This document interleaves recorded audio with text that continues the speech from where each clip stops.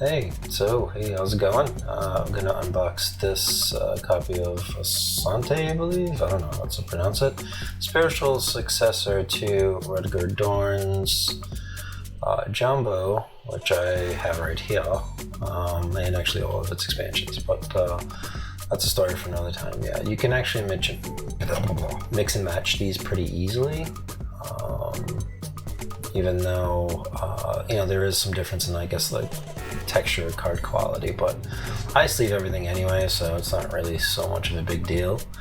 The bit difference about this one is it does come with these like locations that you can kind of play off of, and it doesn't have some extra what do you call it, market tiles. But yeah, so you have these things: a steak, pineapple, cocaine, some rings, looks like shaved steak, and pot. I get some gold nuggets here, and then we have the markets and the sort of what do you call it, the turnover track. So as you kind of as you take an action, you kind of pass it to a a person across from you. So basically, as you're doing that, your kind of your turns over.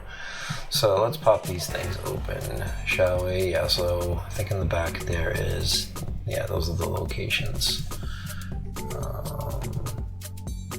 Let's see. Yeah, these are the locations, and those are the other cards that are very similar backs to the other one. But yeah, you essentially have a couple of different types of cards. I got the animalist here. You got 4 copies. Usually, I think it's about, most cards have at least 2 copies, and then some of the other ones have just 1. So there's like relics and people. And if you notice here, this is how you differentiate between the different expansions in the thing, and between, if you're mixing the game there, between Jumbo and Asante. But yeah, it's same artwork, very similar. Pretty much works pretty similar to the base game. Some of these cards do cost actions to play, and some of them, it's a very kind of, here's the relics, but it's definitely one of those kind of like take that games. If it, if it's not your groove, you already, if that's not your style of game, I'd stay away from this one. But yeah, very much. See, these are only 2 of these. Ooh, the woo. And then we have some animal cards. The animal cards are usually the sort of like attack cards. Hey, it's that guy from Planet of the Apes. The Muskox. There's a cat in the hat. And alright. And here's the goods tiles, goods cards.